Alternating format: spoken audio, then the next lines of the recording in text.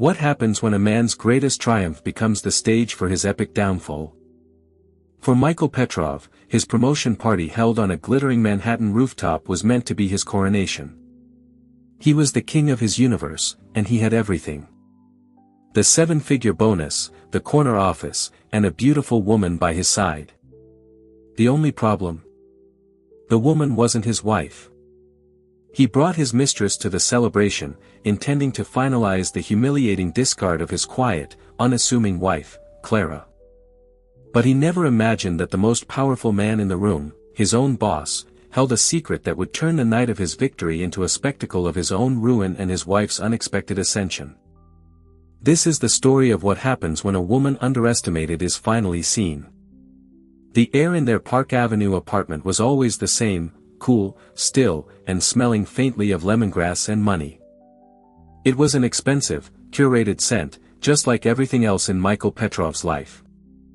On this particular Tuesday, the stillness was charged with an almost unbearable tension. Michael was a man on the precipice of his own coronation.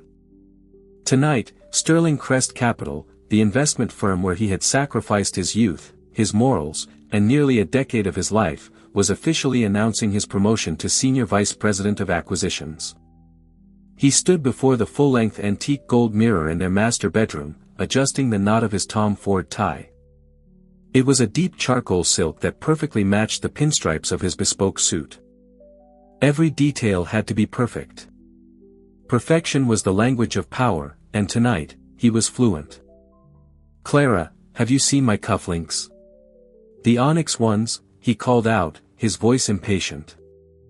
He didn't turn to look for her.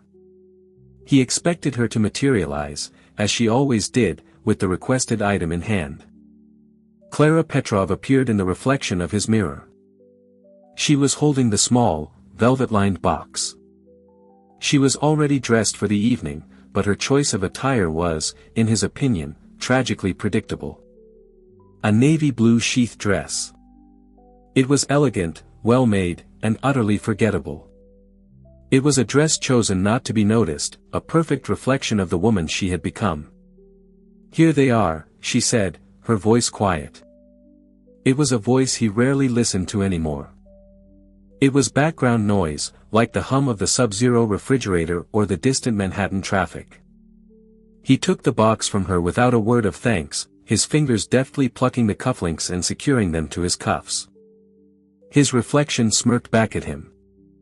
A man of 38, with sharp Slavic features, piercing blue eyes, and dark hair already showing distinguished flecks of silver at the temples. He looked every bit the master of the universe he was about to become. His eyes met hers in the mirror. For a fleeting second, he saw the woman he had married 12 years ago, the bright, witty law student with a fiery passion for justice and a laugh that could fill a room. Now, her hazel eyes were clouded with a permanent weariness. Her face, still lovely, was etched with faint lines of disappointment he refused to acknowledge were his own creation. She had, he reasoned, simply let herself go. She'd traded ambition for PTA meetings and legal briefs for grocery lists. It was her choice. "Is that what you're wearing?" he asked, the criticism barely veiled. Clara's hand smoothed down the front of the dress. "What's wrong with it?" "Nothing. It's fine," he said, the word "fine" landing like an insult. "It's just, tonight is a big night, Clara. It's the culmination of everything. I want you to shine with me." "What you want," she thought, "is for your accessory to match your suit." She said nothing. Arguing was a waste of breath, an expenditure of energy she could no longer afford. She had been saving her energy for other things lately. "The car is downstairs," he announced, checking his Patek Philippe watch. "We can't be late. David Sterling himself is hosting this. Punctuality is respect." David Sterling, the founder and CEO of the firm, a legend on Wall Street, a man whose approval Michael craved with a hunger that bordered on obsession. To be recognized by Sterling was to be anointed. As they rode the silent elevator down 30 floors, the tension stretched between them, thin and sharp as a razor wire. Michael was scrolling through his phone, a small, self-satisfied smile playing on his lips. Clara watched the floor numbers descend, feeling a familiar knot of dread tighten in her stomach. She knew what tonight was really about. It wasn't just a celebration of his success. It was a public execution of their marriage. For the past 6 months, Michael had been careless. Or perhaps more accurately, he had stopped caring enough to be careful. There were the late nights that smelled of a different perfume, the hushed phone calls he'd walk into another room to take, the credit card statements with charges for hotel bars and restaurants she'd never been to. And then there was Isabella. Isabella Rossi, a junior analyst in his department. Young, raven-haired, with an unbridled ambition that mirrored his own. Clara had seen her by accident once when she dropped by his office to bring him a forgotten document. The way Isabella had looked at Michael, with a potent cocktail of professional admiration and personal adoration, was unmistakable. The way Michael had looked back at her, with a possessive fire Clara hadn't seen directed at her in years, had told her everything she needed to know. He had become a cliché. The powerful man trading in his loyal wife for a newer model. The thought was so banal it was almost laughable. Yet the pain of it was a physical ache in her chest. "I need you to be on your best behavior tonight," Michael said suddenly, his eyes still glued to his phone. "Engage with people. Smile. Look proud. My success is your success, after all." The sheer audacity of that statement nearly made her gasp. His success. He had long forgotten the years she'd worked 2 jobs to support them while he finished his MBA. He'd forgotten how she'd proofread every proposal, coached him through every interview, and managed their entire life so he could focus solely on his climb up the corporate ladder. She had been the unseen architect of his ascent. Now, she was just part of the foundation, buried and forgotten. "I know how to behave at a party, Michael," she replied, her voice dangerously level. The car, a sleek black Mercedes, pulled up to the curb in front of the Apex, a hyper-exclusive private club on the 60th floor of a new skyscraper in the financial district. The views were said to be breathtaking. Clara felt a cold certainty that tonight, she was going to be pushed off the edge. As the doorman opened her door, Michael leaned over, his voice a low, menacing whisper. "Don't embarrass me, Clara. Not tonight." She got out of the car and looked up at the glittering tower, a modern-day Babel reaching for the heavens. It felt like the perfect place for a man's pride to come before a fall. She just never imagined it would be his and not hers.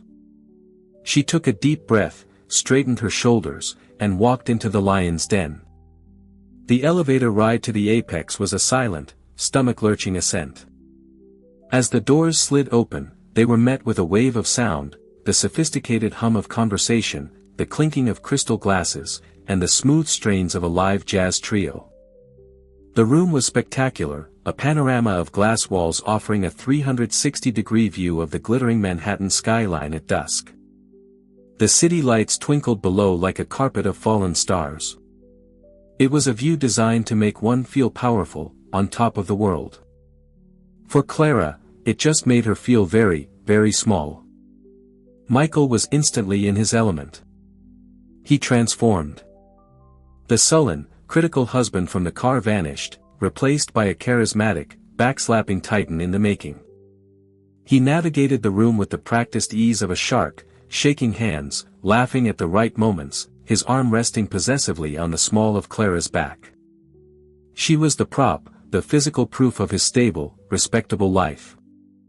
"There he is, the man of the hour," a colleague boomed, slapping Michael on the shoulder. "James, good to see you," Michael beamed. "You know my wife, Clara." James gave her a cursory glance and a limp handshake. "Of course, Elena. Lovely to see you." "It's Clara," she corrected him, her voice barely registering over the din. It didn't matter. He had already turned back to Michael, launching into a discussion about market volatility. She was invisible again. She endured an hour of this, smiling politely as Michael introduced her to a parade of men with names like Robert, Richard, and Paul, and women with surgically perfected faces and jewel-toned dresses. They all looked through her, their eyes flicking to Michael, the real center of gravity. They'd ask her what she did, and when she replied that she was a data analyst for a philanthropic foundation, their interest would visibly dim. It wasn't finance. It wasn't high fashion. It wasn't relevant. She clutched a glass of sparkling water, the ice cubes a cold anchor in her clammy hand. She watched her husband, this man she had built a life with, soak in the adulation like a dying plant finally getting water. He was glowing, and she knew with a certainty that chilled her to the bone that he believed he no longer needed her to tend his roots. And then she saw her. Isabella Rossi made her entrance not with a bang, but with a deliberate, magnetic grace. She wore a crimson dress that clung to her toned figure like a second skin. It was a bold, unapologetic slash of color in a room of muted charcoals and navies. Her dark hair was styled in sleek waves, and her smile was dazzling. She wasn't just there, she was making a statement. She was the future. She walked directly toward their group, not with the hesitation of a junior employee approaching a senior executive, but with the confidence of an invited guest, an equal. Clara's heart began to hammer against her ribs. This was it, the moment she had been dreading. Michael, Isabella purred, her voice a low, husky thing that was perfectly engineered to captivate. I hope I'm not late.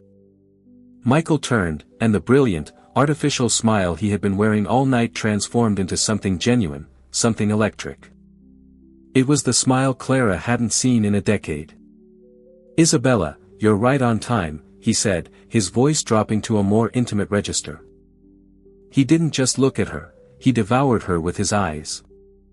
Everyone, he said, turning back to the small circle of managing directors he'd been holding court with. I'd like you to meet Isabella Rossi. She's one of the brightest stars in our acquisitions department. Truly the future of this company. The praise was extravagant, almost unprofessional. But it was the way he did it, with his body angled towards Isabella, his hand having left Clara's back to gesture expansively toward the younger woman, that was the first deep cut. He didn't introduce Clara. He simply let her stand there, a silent, awkward appendage to the vibrant scene he was creating with Isabella at its center. The men who had barely given Clara a second glance were now fully focused on Isabella, their eyes alight with a mixture of professional assessment and masculine appreciation. She was one of them, a player. Clara felt the blood drain from her face. The room seemed to tilt slightly, the buzz of conversation fading into a dull roar in her ears. She wanted to run. She wanted to scream. She wanted to throw her glass of water in his smug, triumphant face. But she was paralyzed, frozen in a tableau of public humiliation. Isabella, for her part, played her role to perfection. She was deferential enough to the senior partners, yet sparkling with a confidence that made Michael's praise seem justified.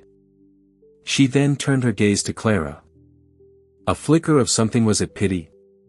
Triumph, in her dark eyes. And you must be Clara, Isabella said, extending a perfectly manicured hand. Her voice was sweet, laced with poison. Michael has told me so little about you. It was a masterfully delivered line. It wasn't just an insult, it was a declaration. It established her intimacy with Michael while simultaneously erasing Clara's entire existence. Clara felt the collective gaze of the group shift to her, waiting for her reaction. She could feel their morbid curiosity. She looked at Michael, pleading with her eyes for him to say something, to fix this, to defend her honor. But he was looking at Isabella, a proud, proprietary smile on his face. He was enjoying this. This was part of the show, the shedding of the old skin. Her paralysis broke. A cold, sharp clarity washed over her. She would not give them the satisfaction of a scene. She would not cry. She would not be the hysterical wife. Taking a slow, deliberate breath, she looked directly at Isabella, ignoring the offered hand. That's understandable, Clara said, her voice clear and steady, cutting through the small pocket of silence. He rarely discusses his work with me. I'm sure he finds my own career far too dull to merit conversation.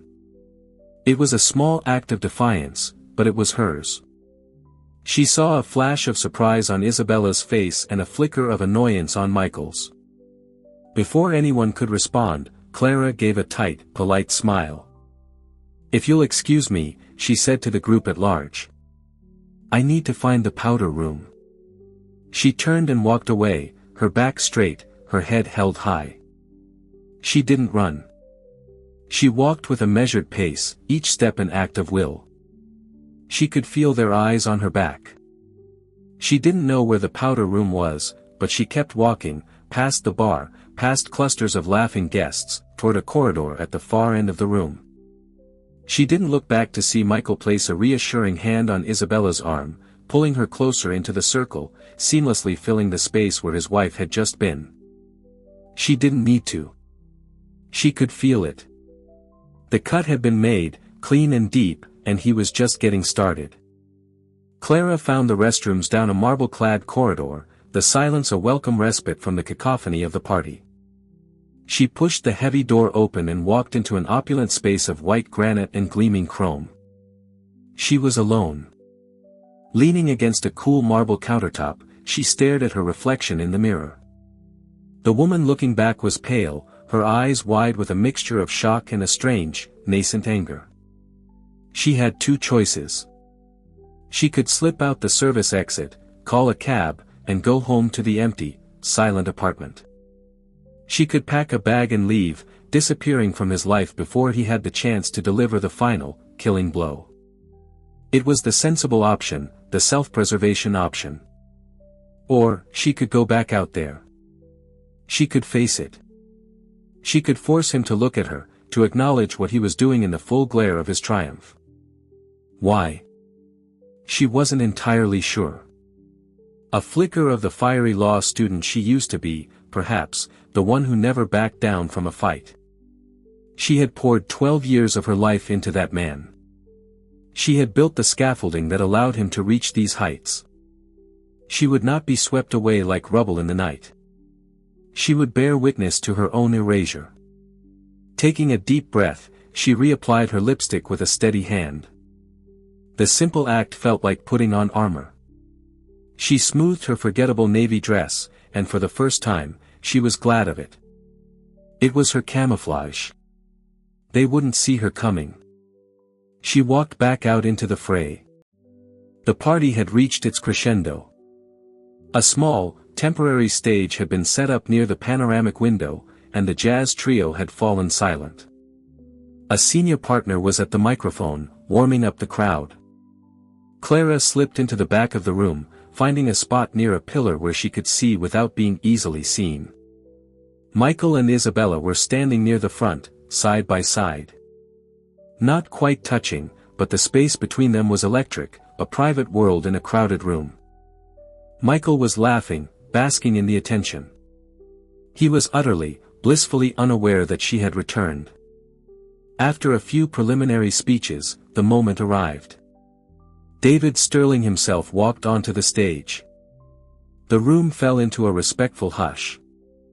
Sterling was in his late 60s, with a mane of thick white hair, a trim physique, and an aura of quiet, unquestionable authority.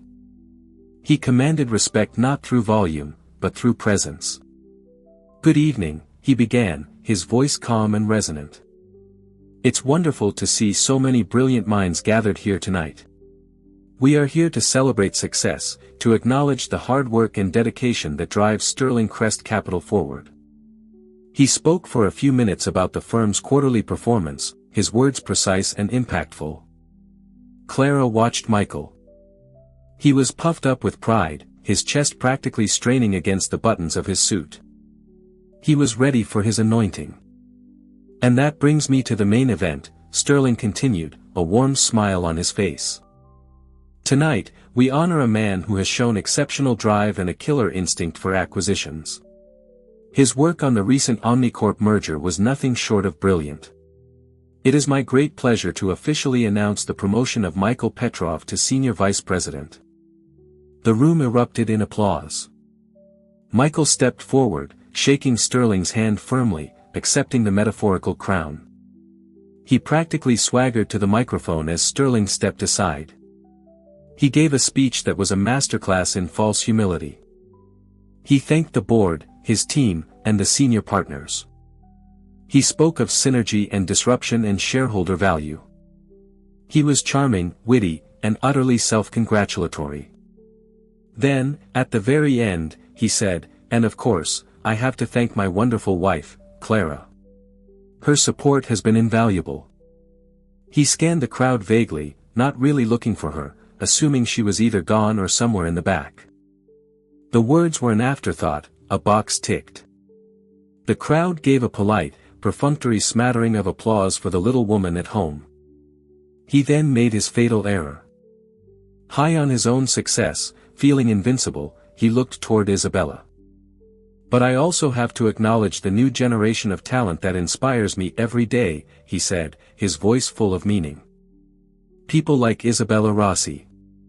Her energy and insight on the Omnicorp deal were a game-changer. She is the future, and I am thrilled to be a part of it." He raised his glass in Isabella's direction. It was a brazen public declaration, a torch being passed. In that moment, he wasn't just introducing a mistress. He was announcing his choice, his future. The implication was clear to everyone in the room who knew the dynamics of power and ambition. Clara's stomach clenched, the final humiliation. Michael stepped down from the stage, triumphant, and walked straight to Isabella's side. The applause died down, and people began to murmur, the gossip starting to ripple through the room like a virus. But then a voice cut through the noise. "If I may have one more moment," David Sterling said, stepping back to the microphone. The room fell silent again, surprised. Sterling waited for every eye to be on him. He held his champagne flute in his hand. He wasn't looking at Michael. He was scanning the crowd. His eyes swept the room, past the partners, past the new star, Isabella, and landed with unnerving precision directly on Clara, half hidden by the pillar. Their eyes met across the crowded room. She saw a flicker of recognition in something else. Respect. "Michael is right to celebrate success," Sterling began, his voice even. "But I find myself compelled to speak about another, perhaps quieter, but no less monumental success story within the Petrov family." A confused murmur went through the crowd. Michael, standing with Isabella, froze. His smile faltered. He looked from Sterling to Clara, a dawning horror on his face. "Most of you here measure success in quarterly earnings and market share," Sterling continued, his voice gaining power. "It's a valid metric, but there are other metrics. There are other bottom lines. Some of you may know that I sit on the board of the Global Health and Welfare Foundation." He paused, letting that sink in. This was a prestigious, heavyweight philanthropic organization known for its cutting-edge, data-driven approach to solving global health crises. This year, Sterling said, his eyes still locked on Clara, the foundation was struggling with a massive data set concerning pediatric malnutrition in sub-Saharan Africa. "We had millions of data points, but we were failing to see the crucial correlations that would allow us to distribute aid effectively. We were losing time, resources, and frankly, lives." The room was now dead silent. The party had stopped. This was something else entirely. Then an analyst on their small team, a woman who was told the problem was likely unsolvable, developed a new predictive model. She created an algorithm so revolutionary, so insightful, that it didn't just find the correlations we were looking for. It identified underlying causal factors we had never even considered. Sterling raised his glass higher, his voice resonating with genuine admiration. "That analyst's model has, in the last 6 months, increased the efficiency of our aid distribution by over 400%. It is projected to save the lives of an estimated 20,000 children in the next year alone. The paper she authored on the methodology is set to be published in The Lancet. He let the name of the world's most prestigious medical journal hang in the air. Then he smiled, a genuine, admiring smile, directly at Clara. That analyst's name, he declared to the silent, stunned room, is Clara Petrov. He turned his body fully towards her, a public and undeniable gesture of recognition. So, while I congratulate Michael on his promotion, David Sterling concluded, his voice ringing with authority, I would like to propose a different toast. To the woman whose quiet brilliance and dedication will save thousands of lives and change the world in a way a corporate merger never can. To Clara, he raised his glass. For a moment, there was stunned silence. Then, one by one, then in a flood, the people in the room, the real power players who understood the magnitude of what Sterling had just described, turned toward Clara. They raised their glasses. The sound of applause that followed was not the polite, perfunctory clap for a corporate drone. It was a roar. It was a standing ovation for Clara Petrov. Michael stood ashen-faced, his glass frozen halfway to his lips. His own triumph had been utterly and completely eclipsed. He had been rendered a footnote at his own party. He stared at his wife, this quiet, forgettable woman in the navy dress who was now the center of the universe. He didn't see the woman he had dismissed. He saw a stranger, a giant whose shadow had just blotted out his sun. And in that moment, Clara stood a little taller. The applause washed over her, not as noise, but as validation. She met David Sterling's gaze and gave a small, grateful nod. Then she looked at her husband, her eyes clear and cold as ice. The power in the room had shifted. The game had changed, and she had just been handed all the best cards.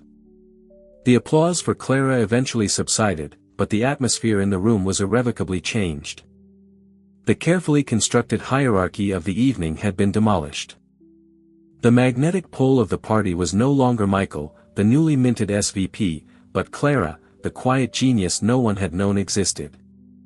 It was like a switch had been flipped. People who had looked through her an hour ago were now actively seeking her out. A senior partner's wife, a formidable woman dripping in diamonds whom Clara had mentally nicknamed Mrs. Botox, suddenly appeared at her side. "Clara, my dear, that is simply incredible," she gushed, her grip on Clara's arm surprisingly strong. "David Sterling almost never speaks like that about anyone. You must tell me everything." Before Clara could formulate a response, James, the colleague who had called her Elena, pushed his way forward. "Clara, I am so sorry.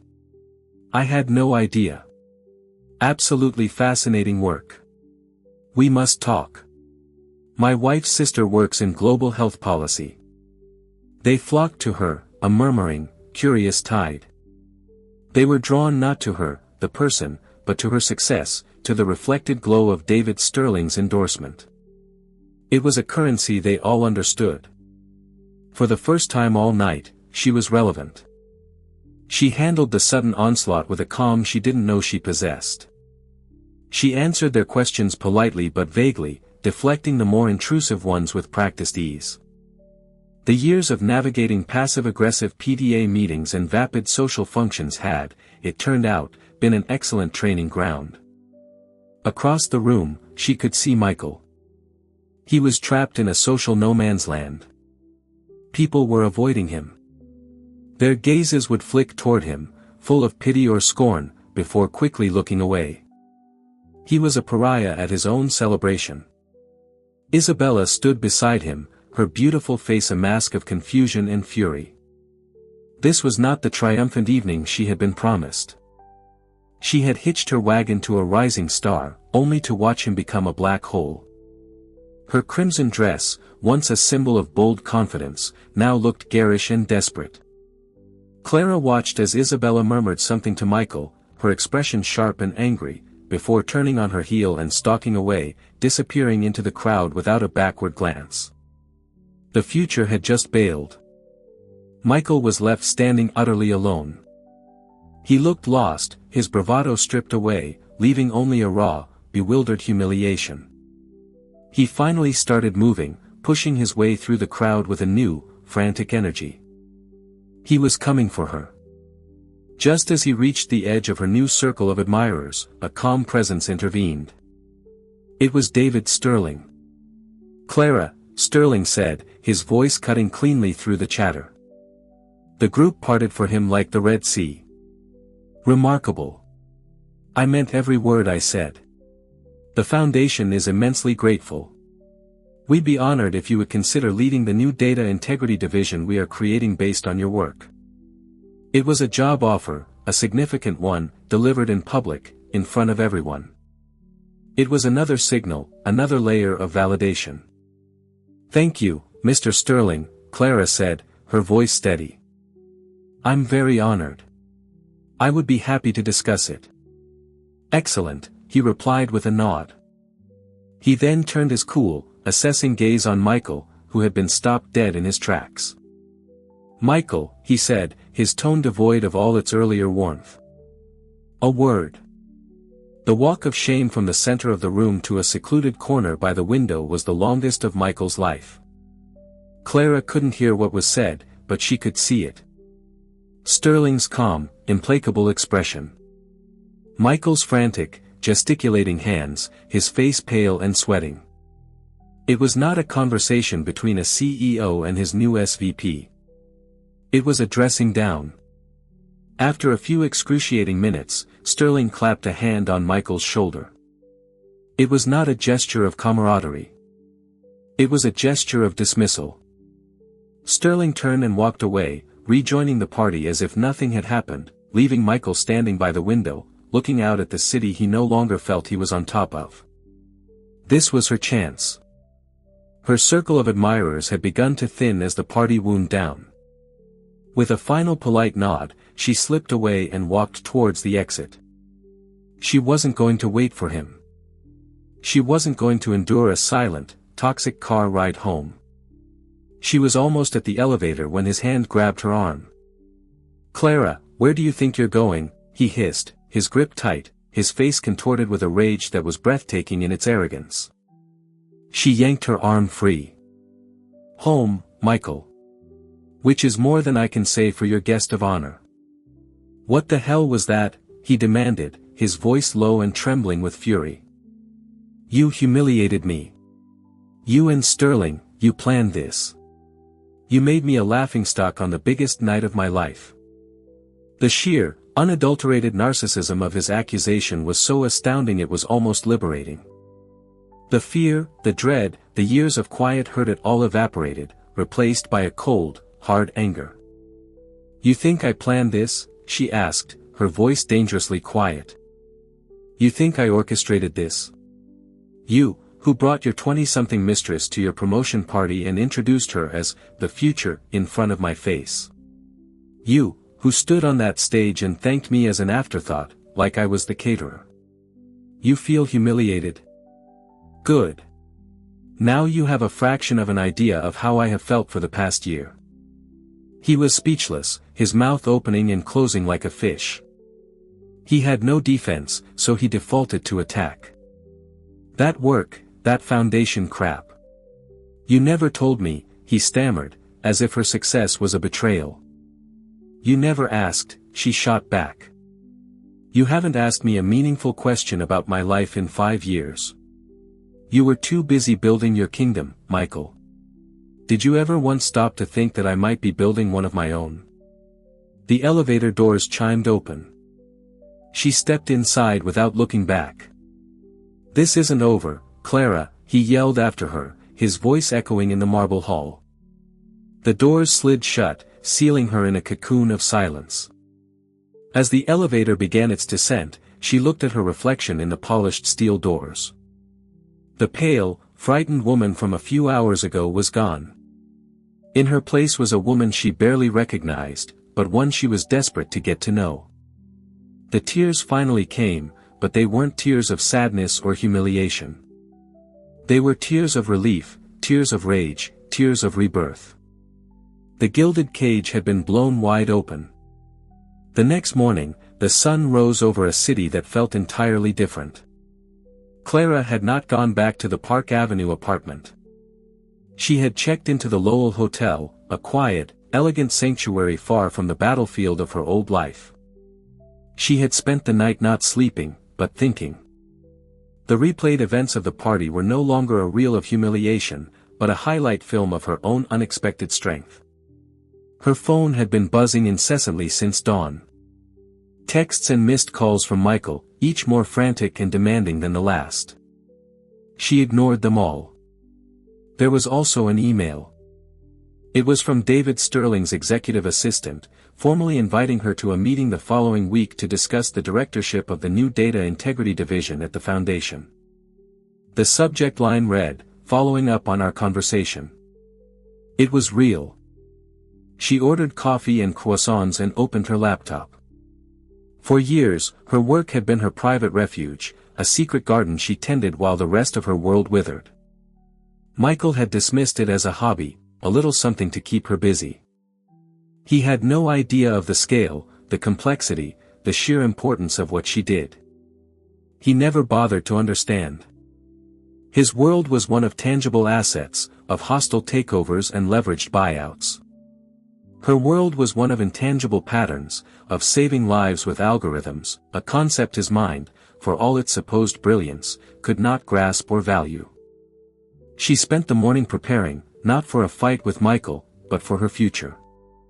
She pulled up the files on her groundbreaking model, reviewed the initial impact reports, and began drafting a proposal for what the new division could achieve in its first 5 years. For the first time, she allowed herself to feel a surge of professional pride, unadulterated by the need to downplay it for her husband's fragile ego. Meanwhile, across town, Michael Petrov was walking into his own personal hell. He had arrived at the Sterling Crest offices early, hoping to get ahead of the gossip. It was a futile hope. The moment he stepped out of the elevator onto the polished floors of the 58th story, he felt it. The atmosphere was thick with it. The averted eyes, the sudden silences that fell as he approached the coffee station, the whispers that erupted the moment he passed. Yesterday, he was the conquering hero.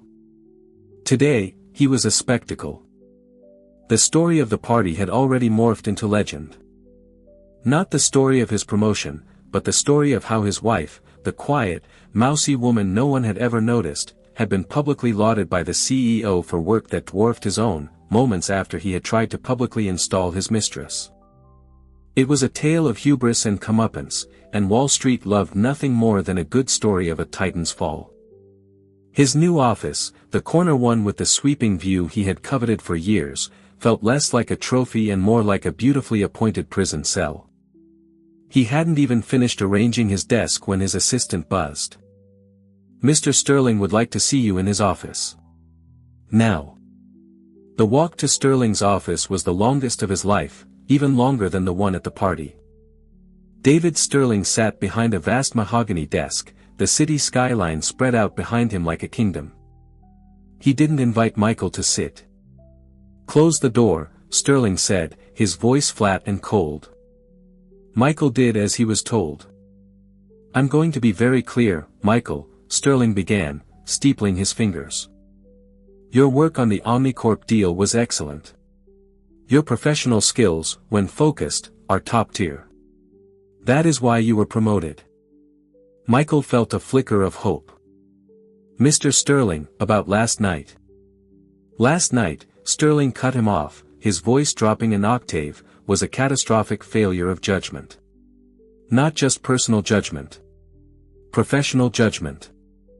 It was a private matter, Michael protested weakly. "You made it public," Sterling countered, his eyes like chips of ice.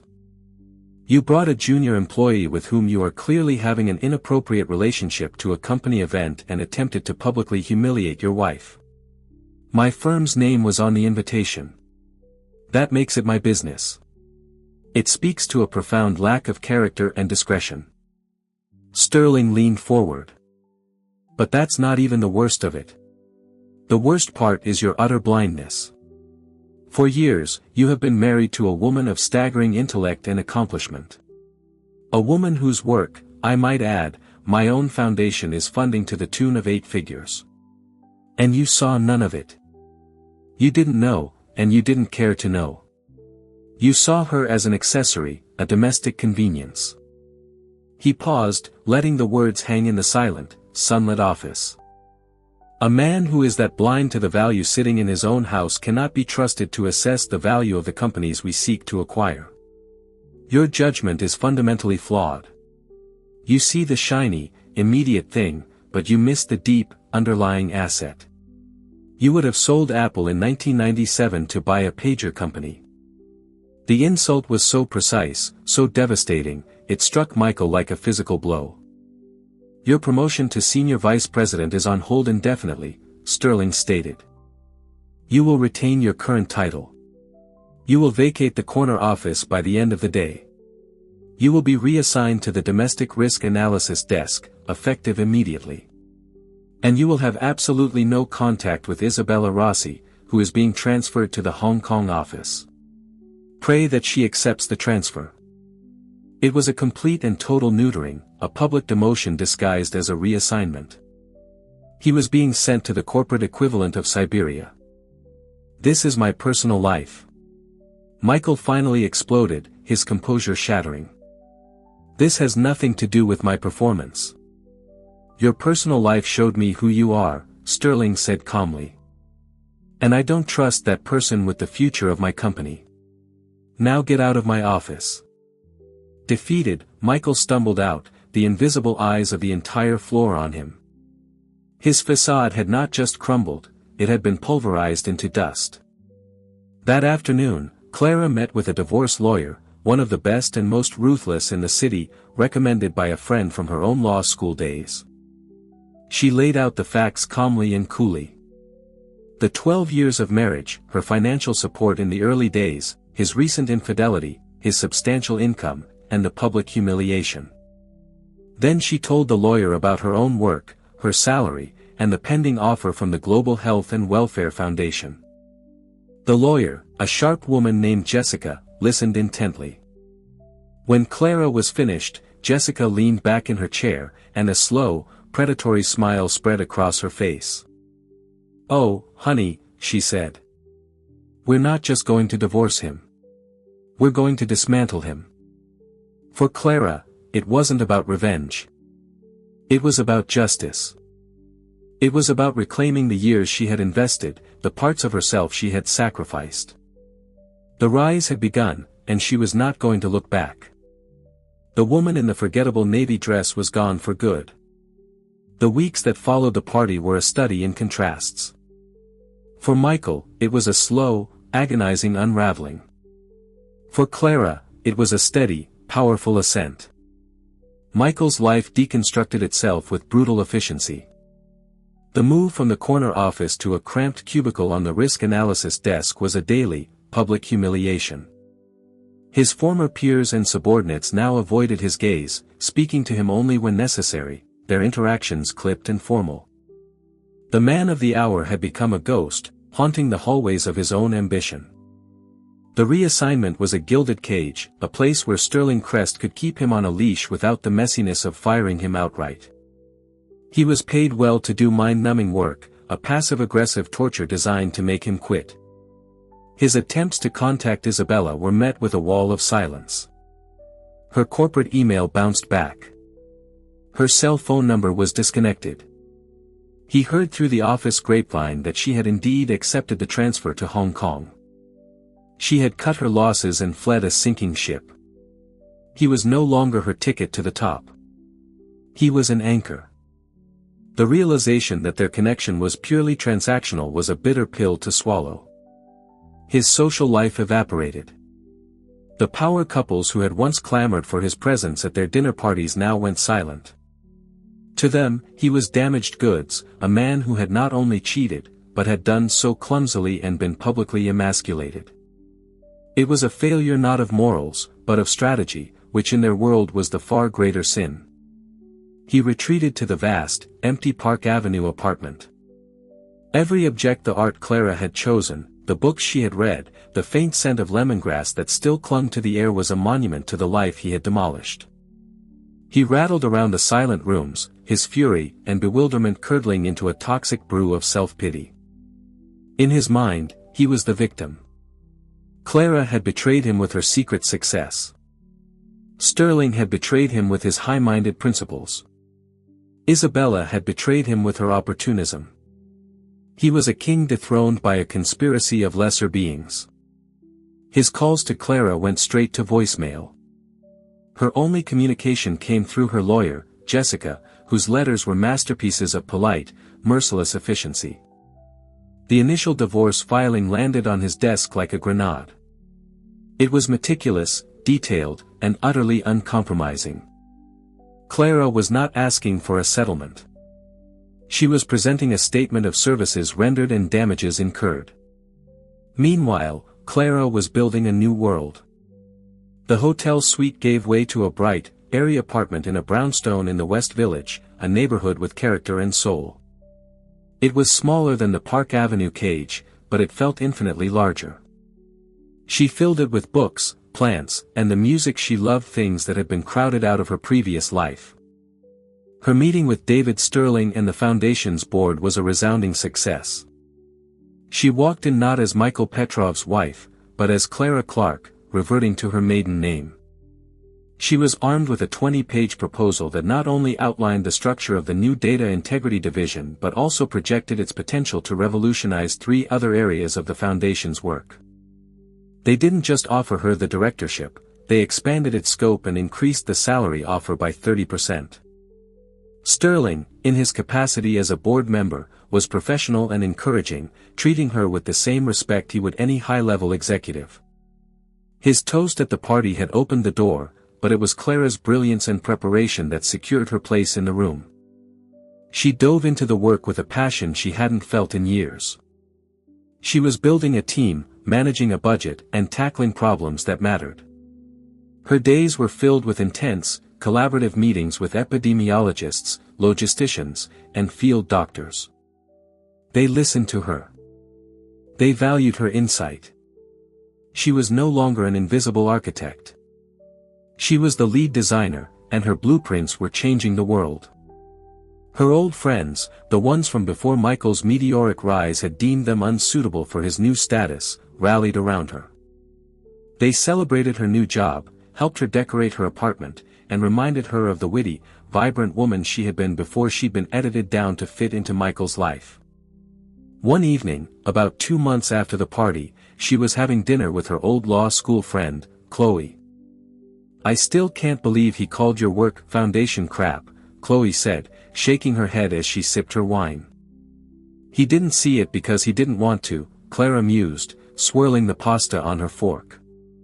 "Anything that wasn't a reflection of him or a direct contribution to his success was worthless.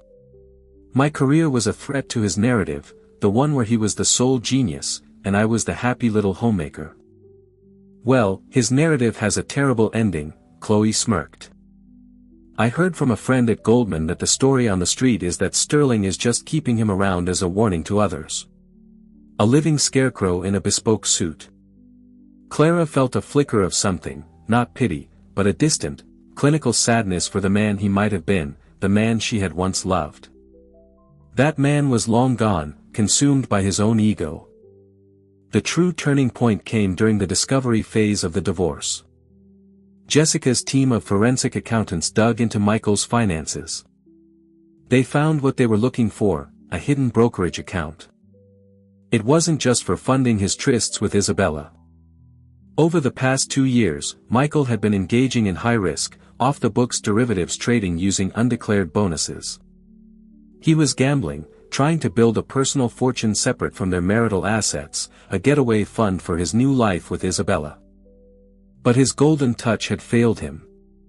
A recent catastrophic bet on a biotech firm had wiped out not only his secret profits but a substantial chunk of the initial capital that was legally marital property. When Jessica presented this to Michael's legal team, they folded instantly. He had engaged in the dissipation of marital assets, a cardinal sin in divorce court. He had no leverage left. The settlement was swift and brutal.